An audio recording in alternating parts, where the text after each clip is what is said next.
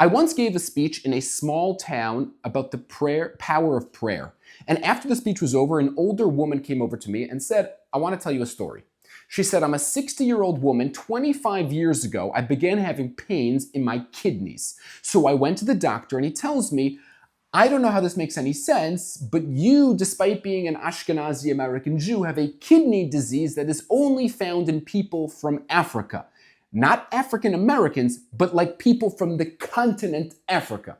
So I said, okay, so what's the cure? There is no cure. You will sadly need dialysis in 3 months. So I said, okay, so what's the chance that I'll need dialysis? 100% chance that you will need dialysis.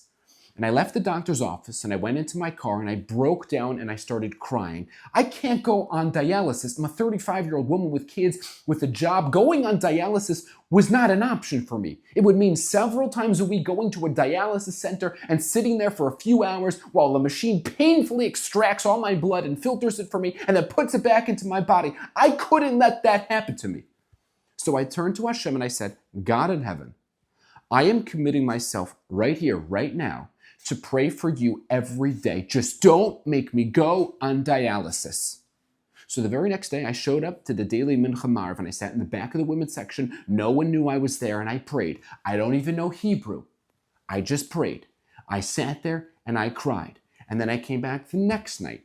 And I came back the next night. And the next night. And then 3 months later, I go to the doctor and a miracle happens. I don't need dialysis. So I run right back to shul and I keep on praying. And 6 months go by, no dialysis. 9 months go by, no dialysis. A year goes by, no dialysis. This woman who barely knew Hebrew, who didn't grow up davening every day. She stood before Hashem day in and day out like a warrior, never missing a day. And she shows up to the doctor after a year, and the doctor looks at her charts and calls another doctor, and then they call a third doctor, and they say, lady, I don't know what you're doing, but whatever you're doing, keep on doing it. I know what she was doing.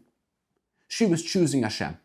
She was davening to Hashem when it was hard, when it hurt, when she felt like she had nowhere else to go. Such tefillos are tefillos on fire. Such tefillos are the most powerful force on the face of the earth because it's not about what you pray.